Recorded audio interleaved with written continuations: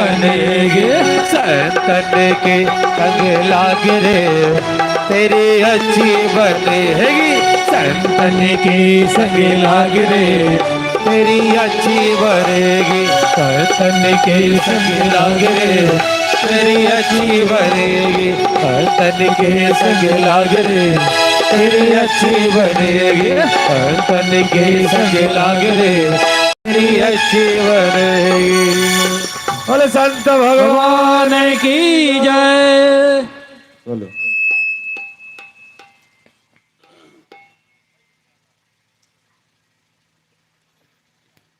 किसी भी प्रकार से भगवान नाम स्मरण करने का अभ्यास रहना चाहिए। आप देख रहे हैं कि आज से नहीं, अनादिकाल से हमारे देश में धर्म की रक्षा में महिलाओं का जितना सहयोग है, जितना योगदान होता है, पुरुष का नहीं हो पाता। आप इस सत्संग में भी देखिए कि महिलाओं की संख्या और पुरुष की संख्या में कितना अंतर है। 4 गुना अंतर है, 4 गुना से भी ज्यादा होगा। इसीलिए सरकार ने महिला आरक्षण, महिला पंचायत, ये सब विधान शुरू हो गया है। हम लोग कहीं कहीं प्लॉट बंदी कीर्तन करवाते हैं, प्लॉट बंदी कीर्तन। तो पंडाल को 3 भाग में बांटते हैं। एक भाग होता है व्यास का, एक भाग में महिलाएं होती है और एक भाग में पुरुष होता है। और कीर्तन करवाकर कंपटीशन करवाते हैं, कौन जीतता है कौन हारता है। तो अभी मेरा विचार है कि हम पुरुष और महिलाओं में कंपटीशन करा के देखें। अपना अपना मंत्र याद रखिएगा।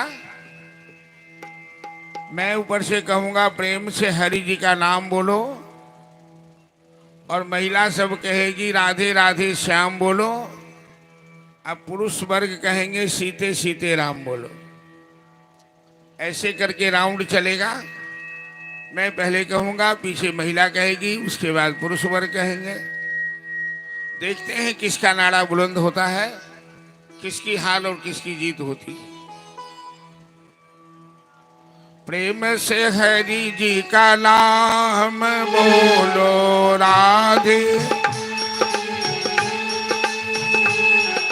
सीते। अरे पंडाल में पुरुष है कि नहीं है? लगता है आवाज नहीं लग रही है। जरा जोर लगाइए आप लोग भी। प्रेम से हरि जी का नाम बोलो राधे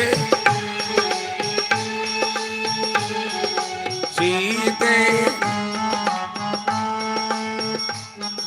प्रेम से हरि जी का नाम बोलो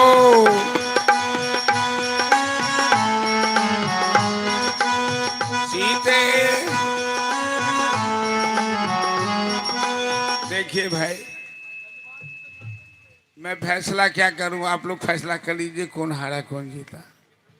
जबकि महिलाओं में एक कमी होती है क्या हमारे देश में, या खास करके मिथिलांचल में, महिला अपने पति का नाम नहीं जल्दी लेती है। फन्नामा के बाप नाम नहीं लेती है डायरेक्ट। कई बार महिला से पूछने आती है, व्यास जी हमारे दुल्हा के नाम से राधे श्याम, तो हम की करबे? हम कह हाथ तो बाजिए दिले, तो आप की करबे? बजित रहो। अपना दुल्हा का नाम नहीं लेती है महिला सब। वो पहले जमाना की बात है। अब तो एक ही थाली में दूल्हा दुल्हन खाती है, तो अब तो नाम लेने की बात ही क्या है। अब तो दुल्हन के नाम के माला ही जपते हैं दूल्हा सब। तो महिला दूल्हा का नाम नहीं लेती थी। तो एक जगह ऐसे ही प्लॉटबंदी कीर्तन चल रहा था। तो जो एक महिला के पति का नाम था राधे श्याम, वो सोचने लगी कि मैं कैसे राधे श्याम बोलूं। तो उनके लड़के का नाम था पप्पू। तो सब महिला कहती थी राधे राधे श्याम बोलो। और वो महिला कहती थी पप्पू के पापा का नाम बोलो, पप्पू के पापा का नाम बोलो। ये भी कहने से भगवान स्वीकार कर लेते हैं। भगवान के नाम अनंत हैं। तो चलिए, अब मेरा विचार है कि साथ में मिलकर हम लोग झगड़ा समाप्त करके मेल कर लेना और एक साथ मिलके कहें। साथ पुरुष और महिला साथ में कहेगी, आगे आगे मैं कहता हूँ। प्रेम से हरि जी का नाम बोलो, राधे राधे श्याम बोलो, प्रेम से हरि जी का नाम बोलो, राधे राधे श्याम बोलो, सीते सीते राम बोलो। प्रेम से हरि जी का नाम, ताली हो जाते हुए, राधे राधे श्याम बोलो, सीते सीते राम बोलो। हर महादेव। कहने का मेरा सारांश ये है कि भगवान के नाम यदि आप अपना पति दुल्हा मानकर नहीं लेंगे तो पप्पू का पप्पा भी कहेंगे, मुन्ना का पप्पा कहेंगे, तो भी भगवान स्वीकार कर लेंगे। क्योंकि भगवान भाव को पसंद करते हैं। आपकी भावना पवित्र होनी चाहिए। नाम लेना आवश्यक है। नाम ही मृत संजीवनी है। नाम ही जीवन है। नाम के अधीन ही परमात्मा है। नाम में ही सब कुछ समाया हुआ है। प्रभु से बड़ा प्रभु का नाम, चाहे कृष्ण कहो या राम, प्रभु से बड़ा प्रभु का नाम, भगवान से बड़ा भगवान के नाम की महिमा है। राम नाम लिखने से पत्थर भी पानी में तैरा और राम जी ने पत्थर फेंका तो पानी में डूब गया। ये भगवान के नाम की महिमा है। इसलिए नाम महिमा को जो जिसने कस के पकड़ लिया, जिसने अपने जीवन में उतार लिया, उसका भवसागर से निश्चित ही बेड़ा पार हो जाता है। उसका मानव जीवन निश्चित ही सफल हो जाता है, सार्थक हो जाता है। कल की कथा में हम लोग जलंधर की कथा में चल रहे थे। भगवान शिव ने तीसरा नेत्र खोला कामदेव को भस्म करने के लिए। वही अग्नि की ज्वाला जब संसार को जला रही थी तो उसे समुद्र में फेंक दिया। वो भगवान शिव का तेज एक बालक का रूप धारण कर लिया और ऐसा बालक बना, इतने जोर से चिल्लाया कि तीनों लोग कंपायमान हुआ। सागर ने ब्रह्मा जी को पुकारा। ब्रह्मा जी आकर उसका नामकरण किया, उसका जात संस्कार संपन्न किया गंगा सागर में।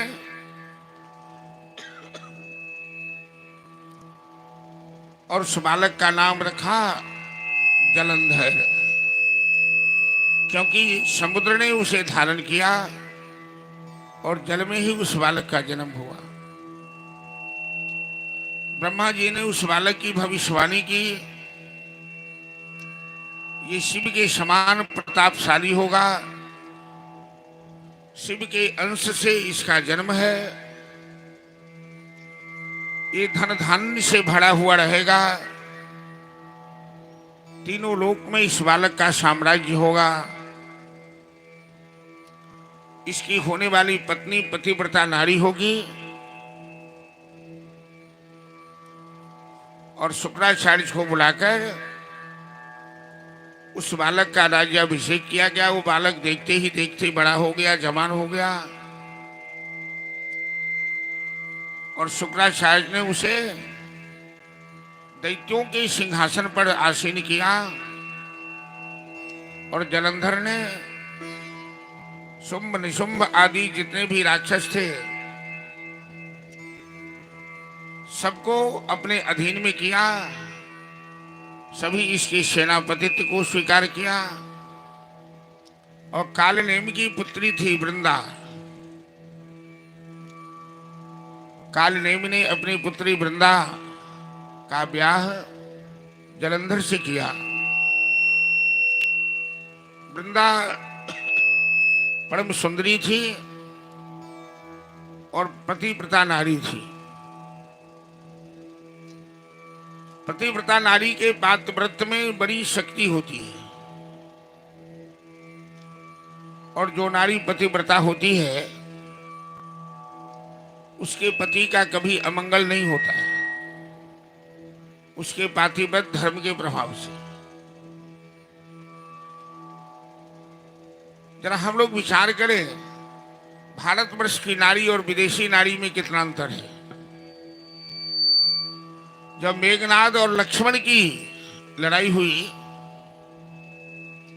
मेघनाद की पत्नी थी नागकन्या, परम सुंदरी थी सुलोचना।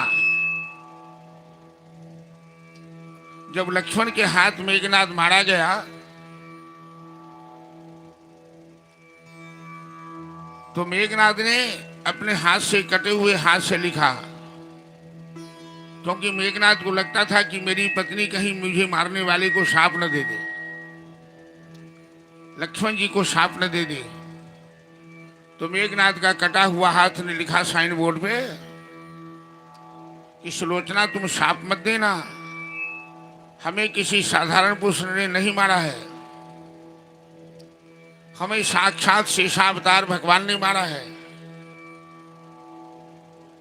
और उनकी धर्म पत्नी उर्मिला बड़ी पतिव्रता नारी है, और लक्ष्मण वह पुरुष है जो 14 साल किसी स्त्री का मुंह नहीं देखे, 14 साल अन्न ग्रहण नहीं किया, 14 साल सोया नहीं। ऐसे पवित्र महापुरुष के हाथ से हमारी मृत्यु हुई है। और सुलोचना अपने पातिव्रत धर्म की हार स्वीकार कर ली उर्मिला के सामने। उर्मिला भारतवर्ष की नारी है और सुलोचना नाग कन्या है, पाताल लोक की रहने वाली मेघनाद की पत्नी, लंका की रानी थी। लेकिन उर्मिला के पातिव्रत के आगे सुलोचना के पातिव्रत की हार हुई, लक्ष्मण की जीत हुई और मेघनाद की हार हुई। तो आज जलंधर शक्ति पाकर और वृंदा जैसी धर्मपत्नी को पाकर तीनों लोक को जीत लिया, तीनों लोक पर उसका वर्चस्व रहा। कल मैंने चर्चा की थी कि जब जलंधर से युद्ध में कोई नहीं जीत पाया, तीनों लोक में आतंक फैला दिया, तो सभी नारद जी को, देवता ने नारद जी को भेजा जलंधर के पास। और नारद जी जलंधर के पास आए तो जलंधर ने नारद जी की पूजा की। नारद एक ऐसे ऋषि हैं जिनका सम्मान देवता भी करते हैं और असुर भी करते हैं। नारद जी कहते हैं, जलंधर तेरा प्रभाव देखकर, तेरा प्रताप देखकर मैं बहुत खुश हूं। तीनों लोग तेरे नाम से डरता है, देवता असुर असुर सब डरते हैं।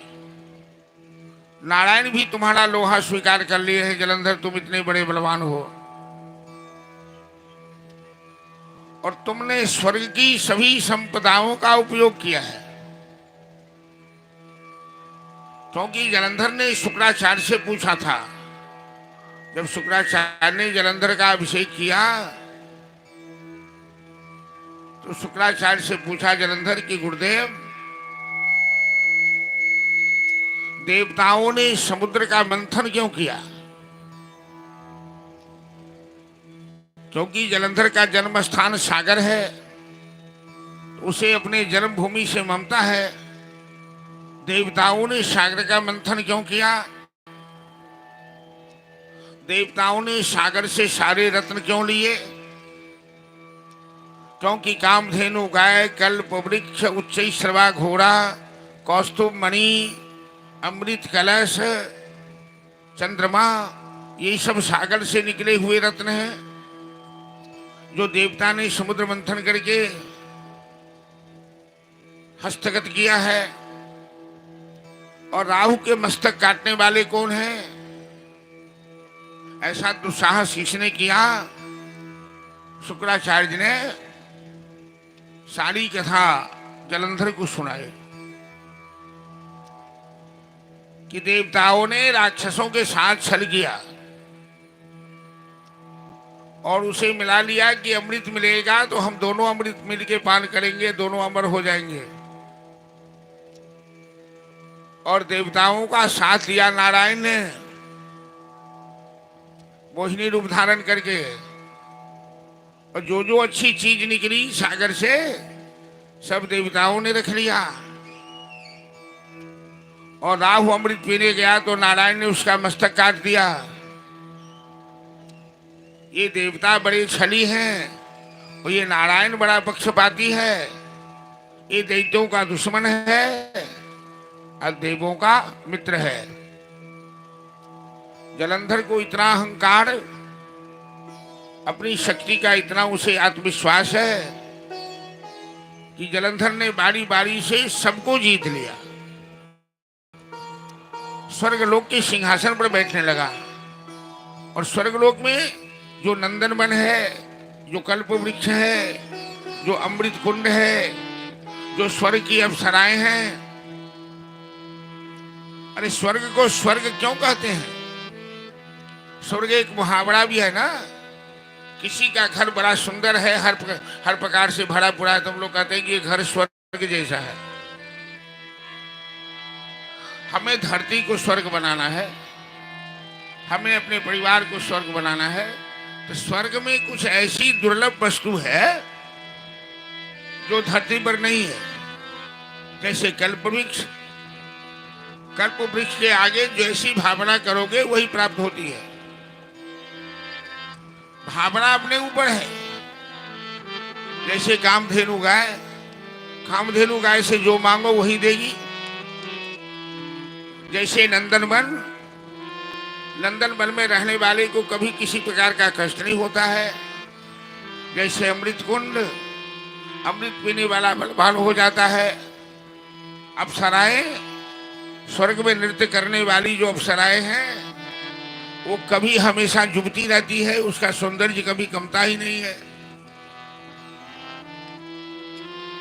इस तरह से स्वर्ग में कुछ ऐसी दुर्लभ वस्तुएं हैं जो धरती पे नहीं है, पाताल में नहीं है।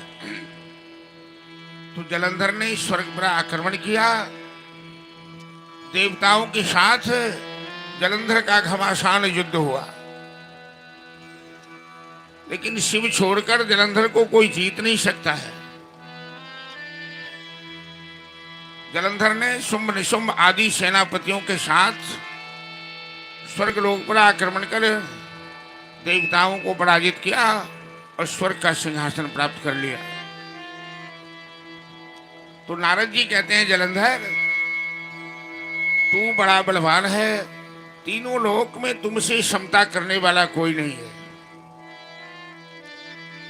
तीनों लोक की अमूल्य वस्तु तुम्हें प्राप्त है। नंदनवन, अलकापुरी, कामधेनु सब तुम्हें प्राप्त है। बस एक चीज की जो शोभा नहीं देती है।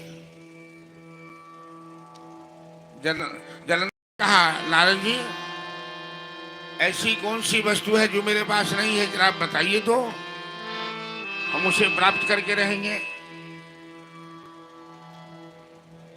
जलंधर ने कहा कि नारी रत्न तेरे पास नहीं है। नारी रत्न,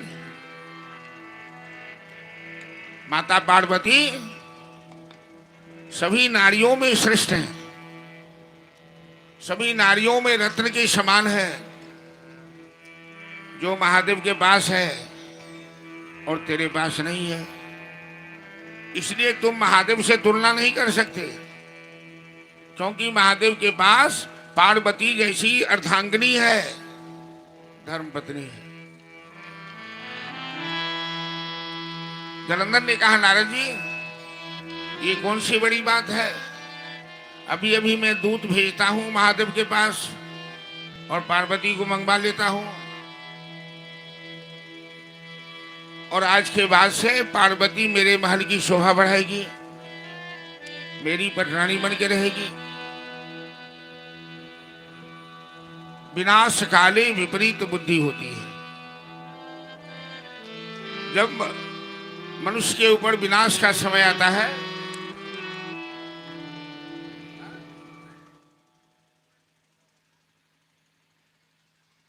बूंदाबांदी शुरू है। चलिए आप लोग शांति से बैठे रहिए, 2 बार कीर्तन कर लीजिए, बारिश को भगाइए कीर्तन करके सब आदमी। और कोई ज्यादा ठंडा का समय नहीं है, आराम से बैठे रहिए, यही सत्संग का।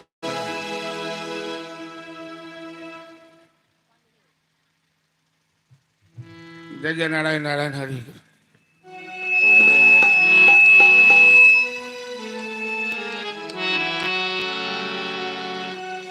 हेलो, बोले शंकर भगवान की जय। प्रेम से ताली बजाकर सभी भक्तगण दोबारा कीर्तन करिए भगवान के नाम का, ताकि बारिश रुक जाए।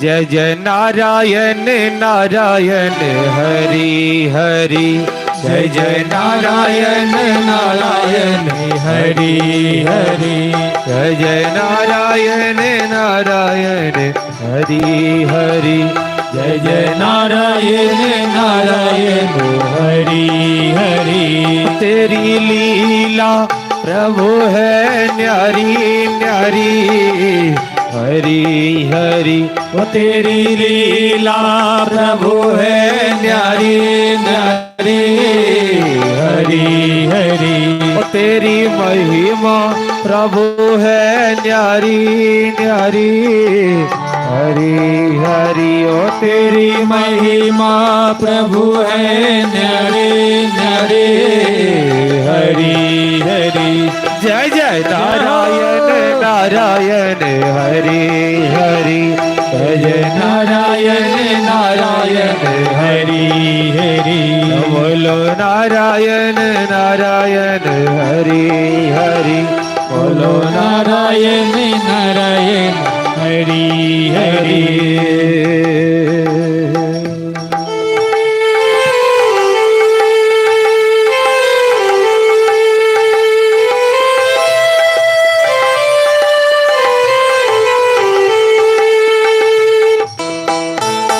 जय हो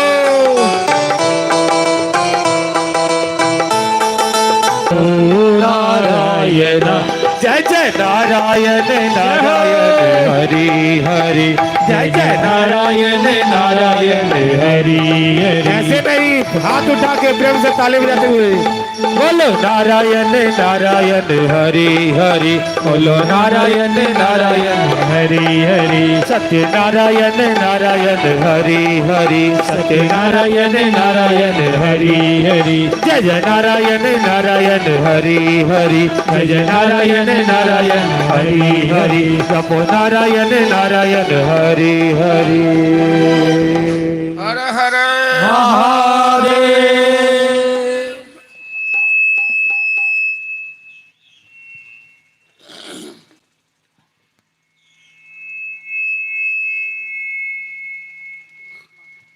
नारद जी की बात सुनकर जलंधर ने राहु नाम के दूत को बुलाया। सिंगिका का पुत्र है राहु।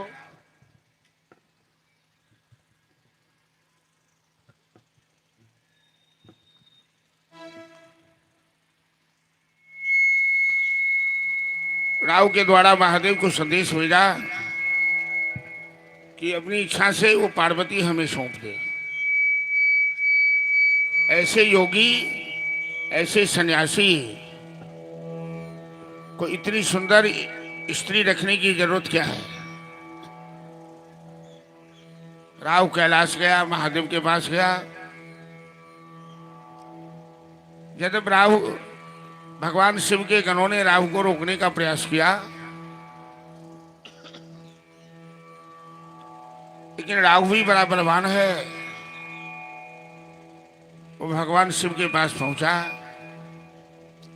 और राहु ने कहा, भोलेनाथ, मैं जलंधर का दूत हूं, मेरा नाम राहु है, और जलंधर ने हमें आपके पास भेजा है। आपकी सुंदर पत्नी पार्वती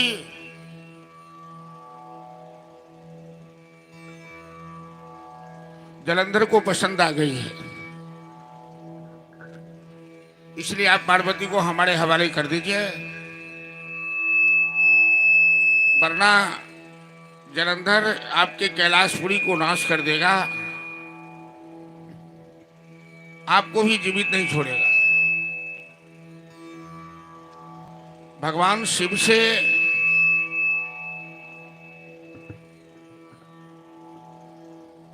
इतनी बात कहने का दुस्साहस है,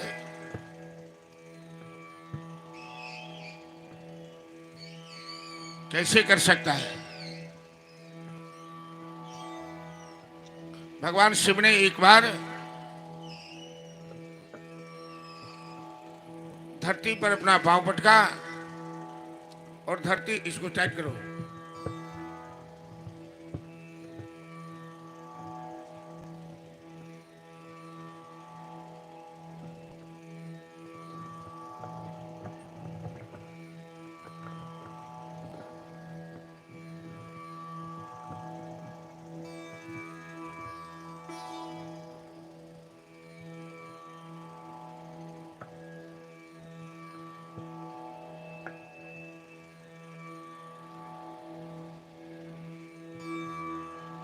धरती से पाताल फोड़कर एक भयंकर पुरुष पैदा लिया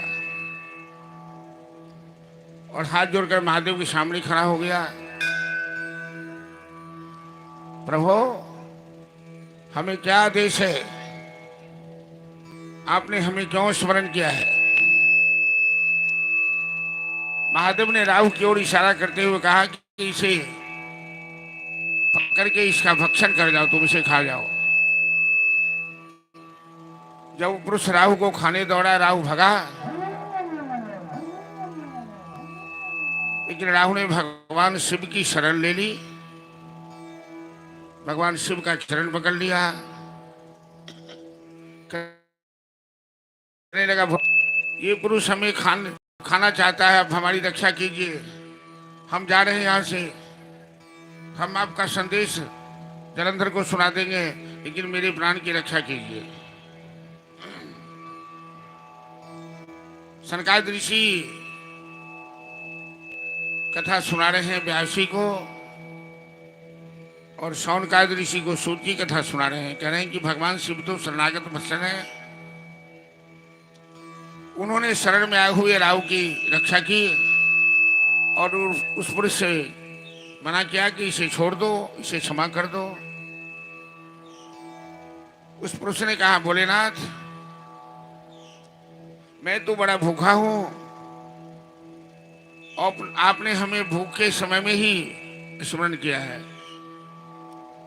तो हमें तो भोजन दीजिए, मैं भूखा नहीं रह सकता। महादेव ने सोचा ही कैसा पेटू है, कहा तुम्हें इतनी भूख लगी है तो अपना हाथ पांव, अपना अंग चबा जाओ, भगवान शिव का आदेश है। ऐसा मानकर उस पुरुष ने अपने पूरे अंग का भक्षण कर लिया,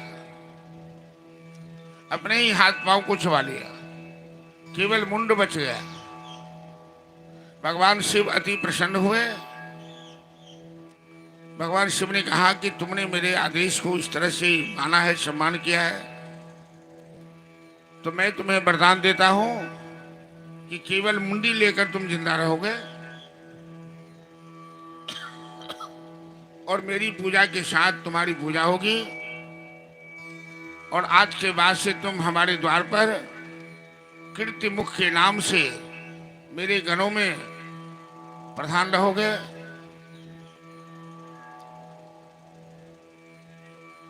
उस दिन से कीर्तिमुख जहां जहां महादेव की पूजा होती है, तो कीर्ति मुख की पूजा उनके गणों में जो पार्षद हैं, वीरभद्र हैं, कार्तिक हैं, नंदीश्वर हैं, इस सब की पूजा साथ में होती है। राव लौट कर आया जलंधर के पास। जलंधर ने पूछा क्या हुआ। राव ने कहा महाराज, अरे क्षमा करना हमें, तुम जितना आसान समझ रहे हो महादेव को जीतना, वो आसान नहीं है। महादेव ने एक ऐसे पुरुष को प्रकट किया जो हमें खाने दौड़ा, वो तो महादेव ने हमें बचा लिया। वो ऐसा पुरुष था जो अपना हाथ पांव ही खा गया। इसलिए तुम पार्वती के प्रति जो तुम्हारी रुचि है तुम उसे बदल लो, क्योंकि पार्वती के प्रति ऐसी भावना रखना अपने विनाश को निमंत्रण देना है। जलंधर कहने लगा, अरे मैंने तुम्हें काम के लिए भेजा था, तूने मेरा काम तो किया नहीं, ऊपर से गुरु बनकर हमें उपदेश देने आया है। अपना उपदेश तो अपने पास रख। कौन है तीनों लोग हमसे मुकाबला कर सके। और यदि पार्वती हमें पसंद आ गई है तो मैं पार्वती को प्राप्त करके रहूंगा। अब जलंधर सभी देव सेना लेकर कैलाश पर आक्रमण कर दिया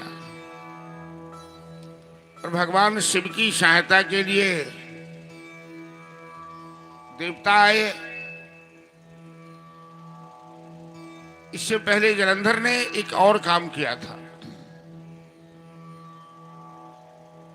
जलंधर और नारायण का बड़ा युद्ध हुआ। जब देव लोगों पर आक्रमण किया जलंधर और देवता भगवान की शरण लिया तो देवताओं की सहायता करने नारायण आए।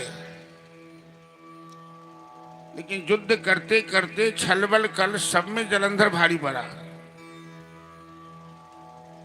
नारायण से जलंधर पराजित नहीं हुआ। लड़ते लड़ते नारायण थक गए। पंचवर्ष सहस्राणि राहु प्रहणे विहो, 5000 वर्ष युद्ध हुआ और 5000 वर्ष के युद्ध में जलंधर ने पराजय स्वीकार नहीं किया। इतना बड़ा बलवान था। तो अंत में नारायण ने अपनी माया फैलाई। कहा जलंधर, तुम जैसा सूरवीर योद्धा तो आज तक मैंने देखा नहीं। तुम वस्तुतः महान हो। तुम शिव के अंश से उत्पन्न हुए हो और तेरी बराबरी करने वाला तीनों लोक में कोई नहीं है। तुम हर कला में निपुण हो। मैं प्रसन्न हूं। तुम हमसे वरदान मांगो। तो जलंधर ने कहा, हे हरि, यदि आप प्रसन्न हैं तो आप अपनी पत्नी लक्ष्मी जी का त्याग कर, हमारी बहन लक्ष्मी क्षीर सागर में निवास कर रही है और आप वैकुंठ में निवास कर रहे हैं, तो आप हमें यही वचन दीजिए कि आप भी मेरी बहन लक्ष्मी के साथ क्षीर सागर में अपने देवताओं को लेकर निवास कीजिए। तो नारायण ने कहा तथास्तु। जलंधर की बात मानकर नारायण अपने सहयोगी देवों के साथ क्षीर सागर में माता लक्ष्मी के साथ रहने लगे और जलंधर ने उनका बड़ा ही सम्मान किया, बड़ा आदर किया। इधर जलंधर महादेव पर आक्रमण किया तो महादेव के साथ कार्तिक, वीरभद्र सभी रणभूमि में आए। लेकिन जलंधर तो इतना पराक्रमी था, छलबल कल माया सब में पारंगत था।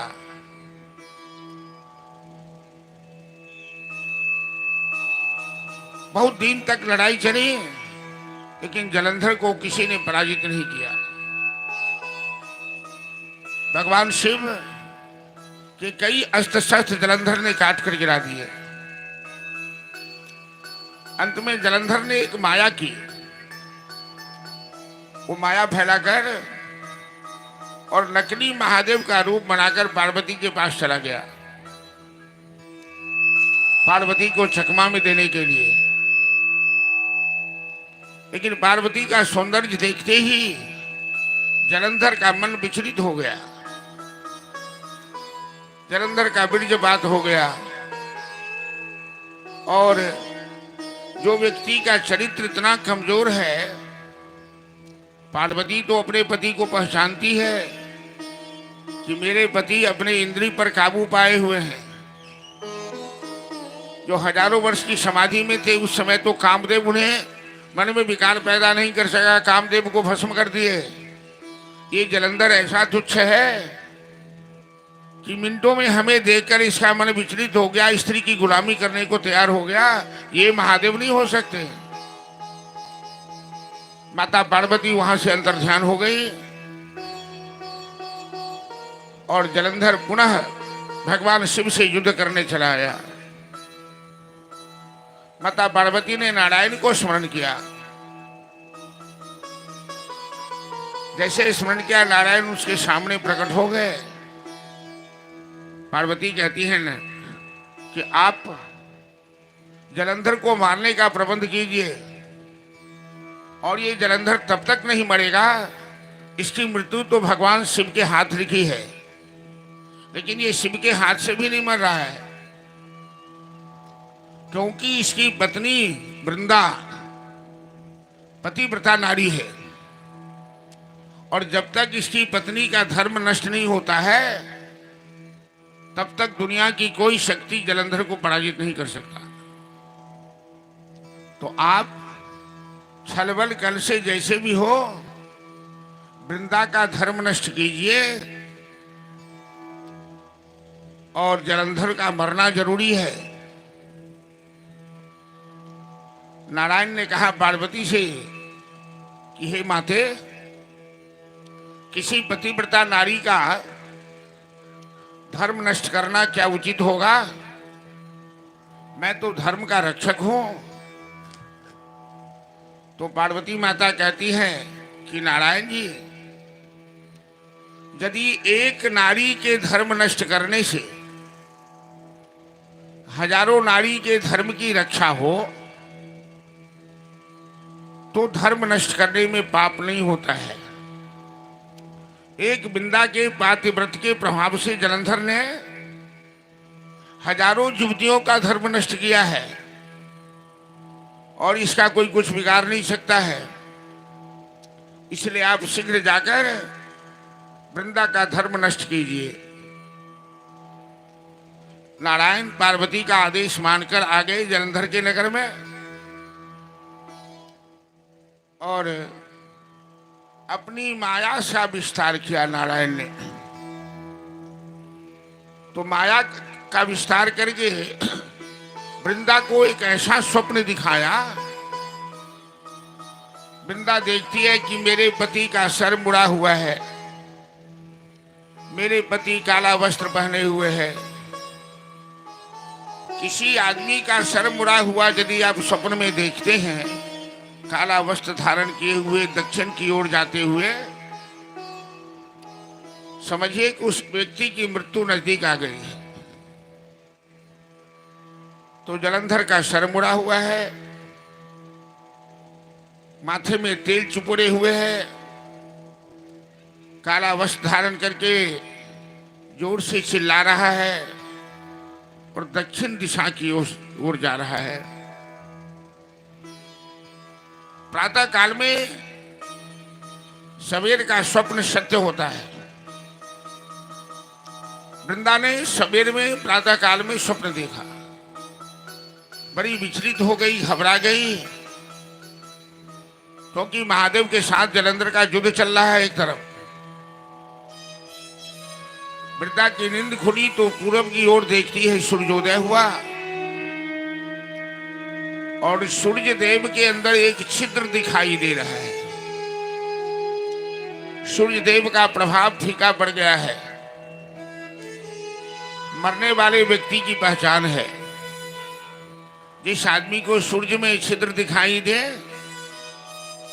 सूर्य का प्रभाव कम दिखाई दे, वो भी आदमी जिंदा नहीं रहता, वो भी मर जाता है। वृंदा ने देखा कि सूर्य में छिद्र दिखाई दे रहा है, सूर्य तेज विहीन लग रहे हैं। वृंदा विलाप करने लगी, रोने लगी। और एक भयंकर बंदर आया है, एक भयंकर बंदर आया और उसके पति के कटे हुए मस्तक लेकर आसमान में उड़ गया। वो बंदर जोर से किलकारी मार रहा है। वृंदा अत्यंत विचलित हो गई, घबरा गई। उसे लगा कि मेरा पति मारा जाएगा या मेरा सुहाग नष्ट होने वाला है। तब तक में वृंदा देखती है एक परम तेजस्वी साधु हमारे सामने खड़े हैं। ओम नमो नारायण, ओम नमो नारायणाय। वो साधु मंत्र जाप कर रहे हैं। वृंदा उन साधु के चरण से लिपट जाती है। हे मुनिनाथ, मेरी रक्षा कीजिए, मेरे पति को किसी ने मार डाला लगता है, मैं विधवा बनने वाली हूं, मेरी रक्षा कीजिए, मेरी रक्षा कीजिए। साधु ने आंखें बंद कर कहा, तुम घबराओ मत, तेरे पति पर बहुत बड़ा ग्रह का योग चल रहा है और तेरे पति पाखंडी भी है, तेरा पति अत्याचारी भी है और तेरे पति की रक्षा करना ये मेरा धर्म नहीं है कि तेरे जैसे अत्याचारी पति को मर जाना ही ठीक है। लेकिन मैं शरणागत वत्सल हूं, तू मेरे शरण में आई है तो मैं तेरे पति की रक्षा करूंगा, तुम चिंता मत करो, तुम निश्चिंत हो जाओ और मैं कुछ करता हूं। आंखें बंद कर साधु ने कुछ ध्यान लगाया और वृंदा से कहा, अब तुम निश्चिंत हो जाओ, तेरे पति के सारे ग्रह मैंने काट दिए, अब तेरे पति पर कोई खतरा नहीं है। इतना कहकर वो साधु अंतर ध्यान हो गया। और वो तो नारायण ही साधु बन के आए थे, नारायण ही बंदर बन के आए थे। नारायण ने ही अपनी माया से वृंदा को स्वप्न दिखाया था।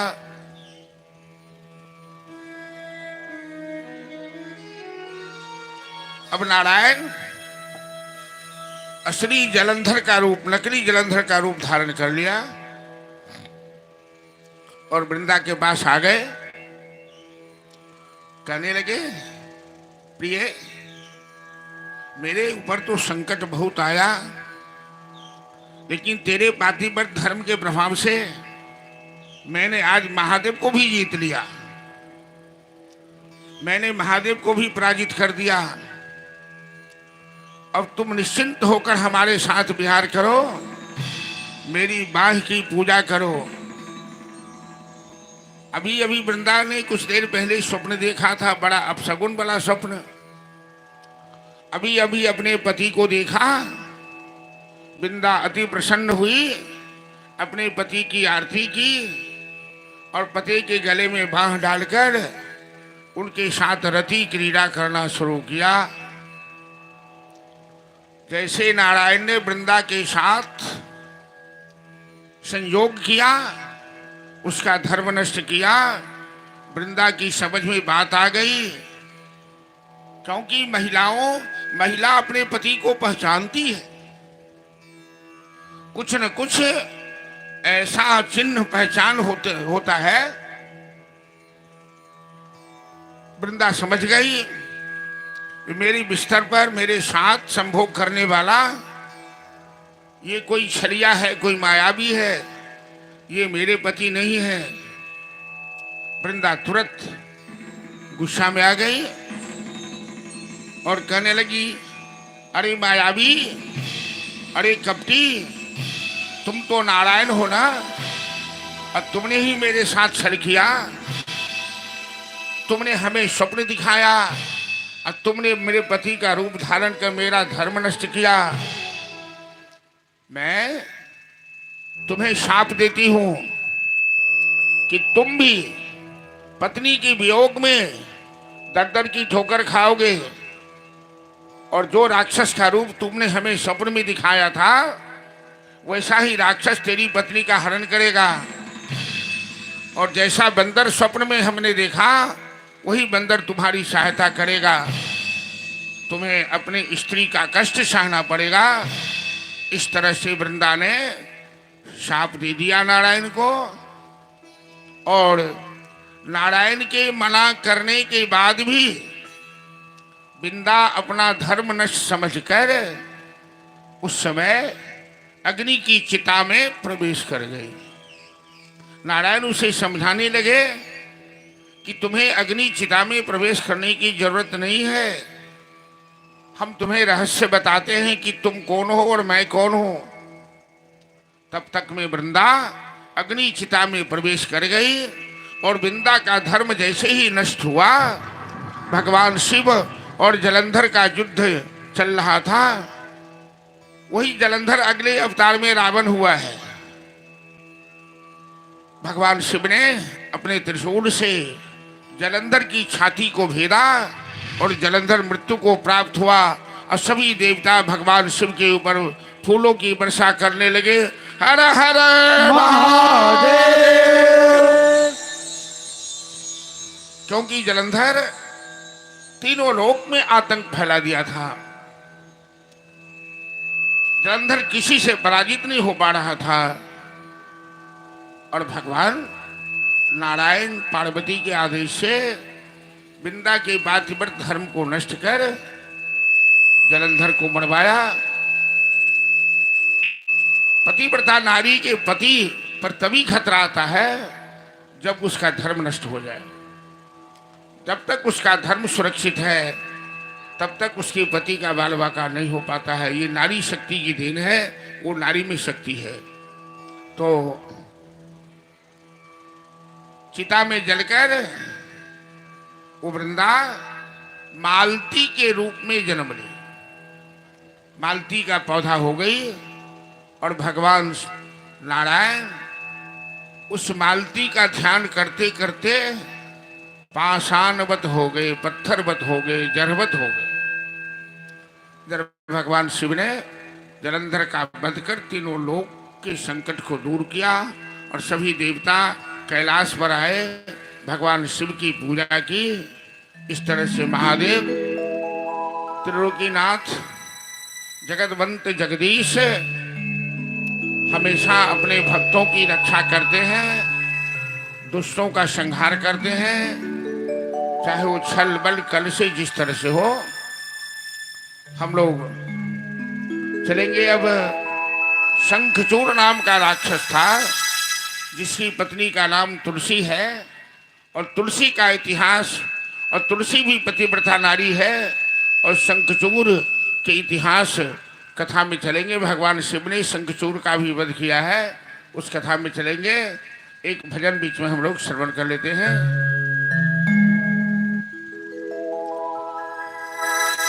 एक मैं प्रसंग बताऊंगा आप लोगों को आज,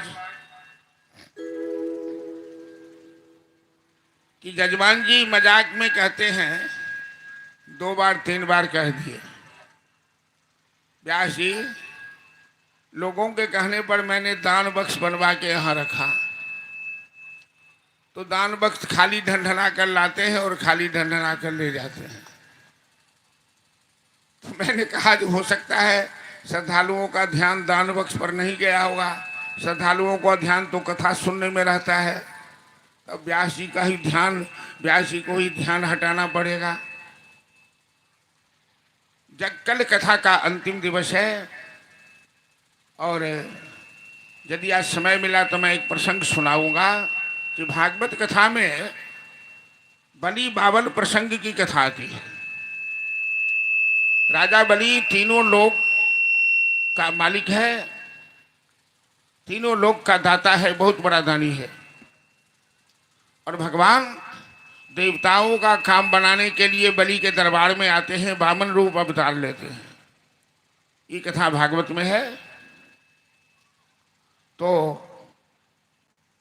बलि के साथ छल करते हैं और बलि 3 ही कदम में पाताल धरती ब्रह्मलोक तक नाप लेते हैं। ये कथा है।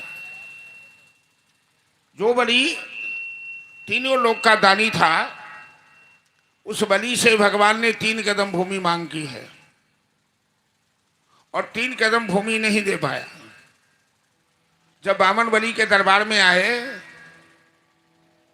तो वामन का जो तेज था, वो तेज देखकर बलि आकर्षित हो गया और बलि ने कहा, अहो ब्रह्मण्ड दायादा बाचस्ते वृद्ध सतमा, अरे ब्रह्मचारी जी, आपको देखकर हमें लगता है कि हम आपके चरणों में अपना सर्वस्व लुटा दें। वामन भगवान ने कहा, नहीं नहीं, तुम ऐसा बोलते हो सही है, लेकिन मैं तो 3 कदम भूमि मांगने आया हूं। तो बलि ने कहा, मैं 3 लोक का दाता हूं, मैं 3 लोक का मालिक हूं और 3 लोक के मालिक से 3 कदम भूमि मांगना, ये तो हमें शर्मिंदा करना हुआ। तो भगवान कहते हैं, अभी अभी हम तुम्हें बताते हैं कि 3 लोक का मालिक कौन है, 3 लोक का दाता कौन है। और 3 कदम भूमि नहीं दे पाया बलि, भगवान ने सारा ब्रह्मांड नाप लिया अपने विराट रूप से। और ये साबित हुआ बलि बावन कथा के प्रसंग से कि दान प्रत्येक इंसान को देना चाहिए। दान मनुष्य का प्रकृति धर्म है, जीवन का झरना है। ऐसा कोई व्यक्ति नहीं धरती पे जन्म लेता जो दान नहीं कर सकता है। अर्थ का दान ही दान नहीं होता है, सेवा का दान, विद्या का दान, सहानुभूति का दान, ये सभी दान कोट में आते हैं। तो बलि बावन प्रसंग कथा के माध्यम से 3 प्रकार की शिक्षा जीवन में मिलती है। मैं बहुत संक्षिप्त में सुना दिया हूं, समय का अभाव है। कि दान प्रत्येक इंसान को करना चाहिए, एक शिक्षा ये प्राप्त होती है। दूसरी शिक्षा यह प्राप्त होती है कि दान देकर अहंकार नहीं करना चाहिए कि मैंने इतना दान दिया है। अभी हम वही भजन आप लोगों को सुनवाएंगे कि दाता एक राम, भिखारी सारी दुनिया, राम एक देवता, पुजारी सारी दुनिया। तो दाता हम आप नहीं है, हमारे आपका है क्या? एक बाल पर भी अपना अधिकार नहीं है, शरीर पर अपना अधिकार नहीं है। धन दौलत की तो बात छोड़िए, वो भी सब यहीं पड़ा रह जाता है। जब आदमी आंख मूंदता तो मुट्ठी बांध कर आता है संसार में, हाथ फैलाकर हाथ पसार कर जाता है। इसलिए दान देकर अहंकार नहीं करना चाहिए। जो राजा बलि इतना बड़ा दानी था, वो पूर्व जन्म में एक जुआरी था, एक शराबी था, एक वेश्यागामी था। उसने जुआ में एक सट्टा जीता और उस पैसा से एक सुंदर माला खरीदा। एक वेश्या से प्रेम करता था तो अपनी प्रेमिका के लिए माला लेकर जा रहा था। रास्ते में कहीं वो पत्थर से टकरा गया, उसके प्राण पर संकट आ गए। तो कोई भक्त देवी के मंदिर जा रहा था, बलि ने उस भक्त को कहा, माला लेते जा, मेरे नाम से भगवान के ऊपर चढ़ा दे, क्योंकि मैं तो मर रहा हूं, मेरा प्राण निकलने वाला है। उस भक्त ने बलि की माला बलि के नाम से भगवान पर चढ़ा दिया। बलि के प्राण निकल गए। तो धर्मराज ने बलि से पूछा कि तुमने जीवन में कोई पुण्य नहीं किया है, धोखा से एक पुण्य तुमने कर लिया कि एक माला भगवान के दरबार में भेजा है। उस माला के पुण्य से 2 मुहूर्त के लिए अर्थात 48 मिनट के लिए तुम्हें स्वर्ग के सिंहासन पर बैठाया जाएगा। इसके बाद तुम्हें नरक में भेजा जाएगा। तो पहले तुम स्वर्ग जाओगे कि पहले नरक जाओगे? बलि ने कहा कि नरक तो हमें पता नहीं, हजारों लाखों वर्ष रहना पड़ेगा, पहले स्वर्ग का ही आनंद भोग लेते हैं। तो स्वर्ग में बैठाया गया। तो नारद जी आ गए। नारद जी कहते हैं, बलि से रे मूर्ख, एक माला दान करने से तुम्हें 48 मिनट के लिए स्वर्ग मिला। अभी तुम पाबड़ में हो, स्वर्ग में तो अमूल्य वस्तु सब है। दान करना शुरू कर, जो तू नरक नहीं आएगा। तुरंत 3 कुश लेकर नंदन वन दान, कामधेनु दान, कल्प सब दान करने लगा। ऐसा लगा कि बलि दान करके स्वर्ग को भिखारी बना देगा। तो ब्रह्मा जी आ गए। ब्रह्मा जी कहते हैं, बलि दान करना बंद कर, दान करना बंद कर। बलि कहता है, ब्रह्मदेव मैं नरक में नहीं जाना चाहता हूं। तो ब्रह्मा जी ने कहा, अब तुम्हें नरक नहीं होगा, तू अस्थाई इंद्र बन के आएगा स्वर्ग में, लेकिन दान करना बंद कर। मैं ये कहना चाहता हूं आप श्रद्धालुओं से कि यदि राजा बलि एक माला धोखे से भगवान के दरबार में भिजवाया तो उसे स्वर्ग मिला, वो अस्थाई इंद्र बना। तो आप लोग जानते हैं कि इतना बड़ा यज्ञ चल रहा है और इतना खर्चा है इसमें। और ऐसा भी नहीं है कि बहुत यज्ञ के नाम पर चंदा मांग के अपना काम कर लेते हैं। तो यहाँ जो आयोजक हैं हमारे यजमान जी या इनके जो सहयोगी गण, वो सब एक पैसे इधर उधर नहीं अपने तरफ से लगा के खर्चा करते हैं और अपने तरफ से करते हैं, सक्षम है, कर भी लेते हैं। लेकिन यज्ञ तो सार्वजनिक है। नाना नाम, वर्णा नाम, नाना नाम, गोत्रा नाम, नाना नाम, वर्गा नाम, नाना नाम, गांववासी नाम, सबके नाम से संकल्प हुआ है। इसमें आप तमाम श्रद्धालुओं का, मोहल्ला वासियों का ये पुनीत कर्तव्य होता है, उत्तरदायित्व होता है। ये बात आपकी व्यवस्था की है। मैं तो व्यास हूं, कथा करके चला जाऊंगा। क्योंकि यहाँ से हमारा संबंध इतना जुड़ गया है इन 2-3 वर्षों में कि ऐसा लगता है कि मैं भी अहियापुर का एक सदस्य जैसा हो गया हूँ। हमारे साथ जितने हैं सहयोगी, इन सब एक अपने आप को सदस्य मानते हैं। तो मैं ऐसी व्यवस्था चाहता हूँ कि ऐसी व्यवस्था हो कि ये धर्म की परंपरा चलती रहे। और धर्म की परंपरा चलती रहेगी तो समाज की सुरक्षा रहेगी, हमारे बच्चे नियंत्रित रहेंगे, हमारी भावना नियंत्रित रहेगी। अतः आप तमाम श्रद्धालुओं से आग्रह है कि आप लोग इस रूप में बढ़ चढ़ कर सहयोग करेंगे इस यज्ञ में। अब तो कल अंतिम दिन है, ताकि यजमान के ऊपर ही ज़्यादा भार नहीं पड़े। अभी मौका है कल तक। ऐसा नहीं है जो एक बार दे दी तो दोबारा नहीं दे सकते, क्योंकि दान, धर्म के नाम पर दान किया हुआ हर लाखों गुना बढ़ के आपको मिलता है। ऐसा ब्याज कहीं नहीं मिलता जैसा धर्म का ब्याज मिलता है। तो आप दोबारा भी सहयोग कर सकते हैं और कल तक का मौका है। जिनको बढ़ चढ़ के सब आदमी, मेरा आग्रह है आप तमाम श्रद्धालुओं से कि बढ़ चढ़ के सहयोग कीजिए, ताकि आयोजक का हौसला बुलंद रहे। और मेरे मन में भी ये बात, जो पहले बार मैं शिव पुराण की कथा की उस समय भी थी, लेकिन जजमान जी ने कहा कि नहीं, दोबारा मैं शिव पुराण ही करूँगा। क्योंकि मैं शिव पुराण कथा तो साल में 1-2 करता हूँ, भागवत की कथा 20-25 करता हूँ और बराबर भागवत की कथा चलती है। अभी परसों से हमारी फिर भागवत कथा लहरियासराय में है। मेरी इच्छा थी कि यहाँ के श्रद्धालु इतने अच्छे हैं तो इनके बीच एक बार भागवत कथा करके थोड़ा दिखावें जो हमें भी है।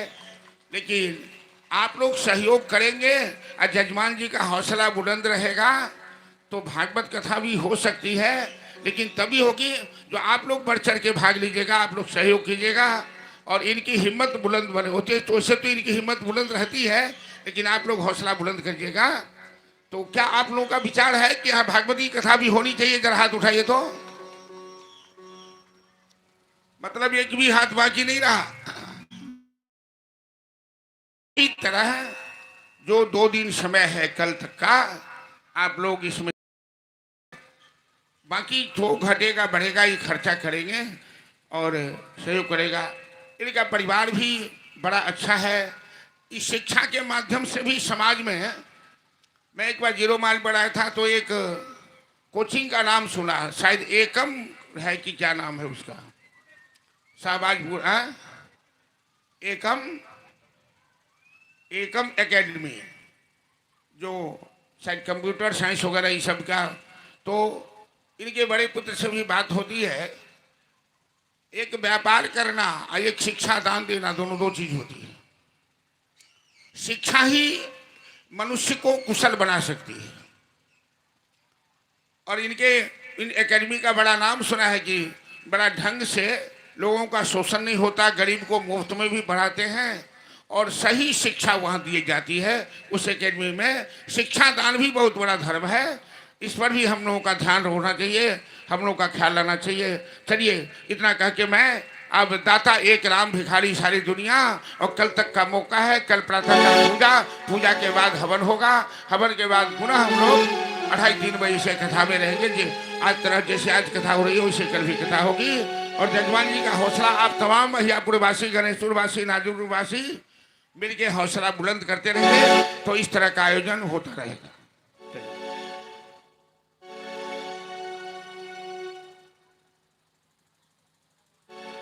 बारिश होने लगी, भजन शुरू कीजिए ना।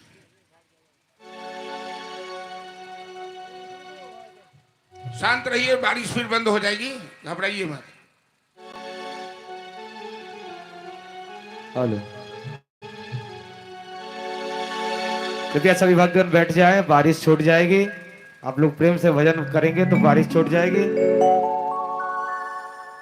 पानी है।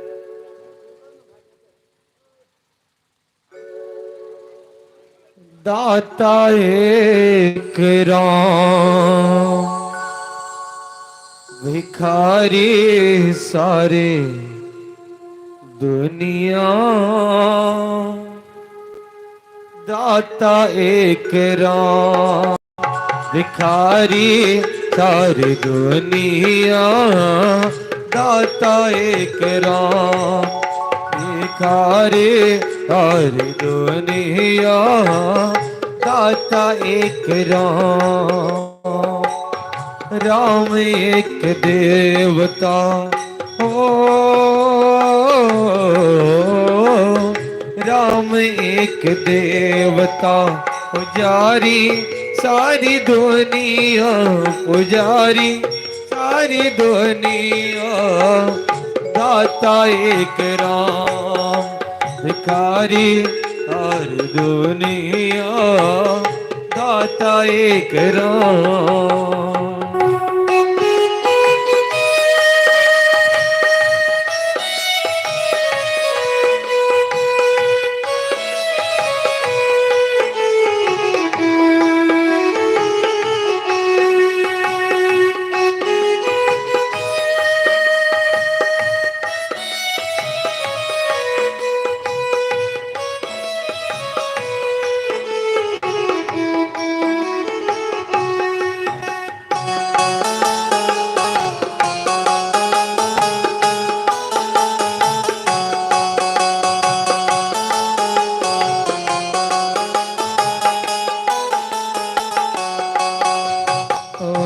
द्वारे पे इसके जाके कोई भी पुकारता।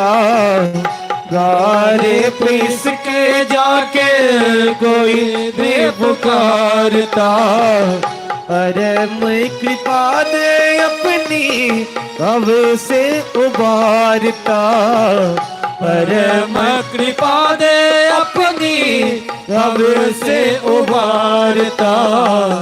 ऐसे दीननाथ पे हो, ऐसे दीननाथ पे बलिहारी सारी दुनिया। बलिहारी सारी दुनिया। दाता एक राम, भिखारी सारी दुनिया। दाता एक राम।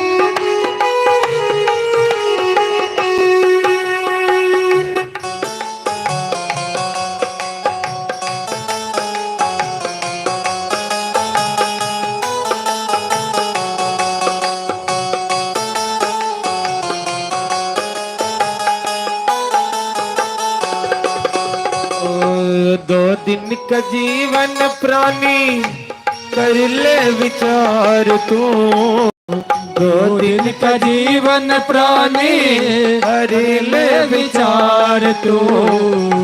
प्यारे प्रभु को अपने मन में निहार तू, प्यारे प्रभु को अपने मन में निहार तू। बिना हरि नाम के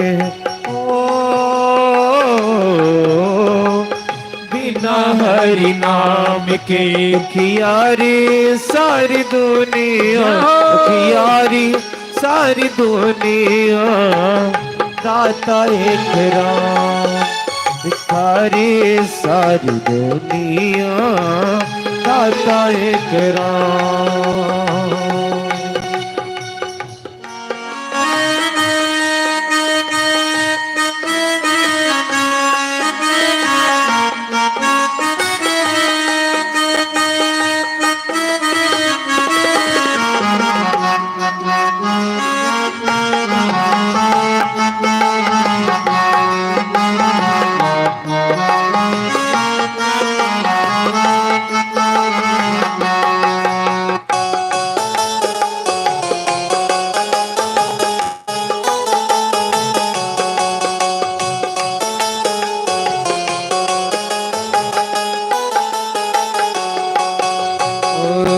नाम का प्रकाश जब अंदर जगाएगा, नाम का प्रकाश जब अंदर जगाएगा। प्यारे श्री राम का तो दर्शन पाएगा, प्यारे श्री राम का तू दर्शन पाएगा। ज्योति से जिसकी है ज्योति से जिसकी है उजियारी सारी दुनिया, उजियारी सारी दुनिया। दाता एक राम भिखारी सारी दुनिया, दाता एक राम। राम एक देवता उजारी सारी दुनिया, उजारी सारी दुनिया।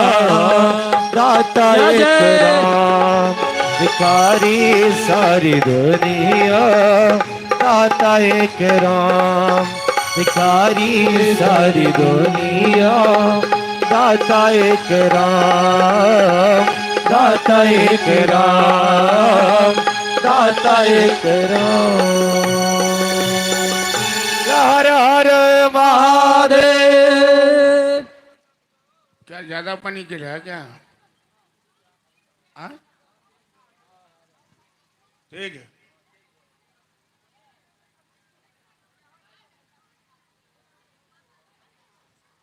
जजमान जी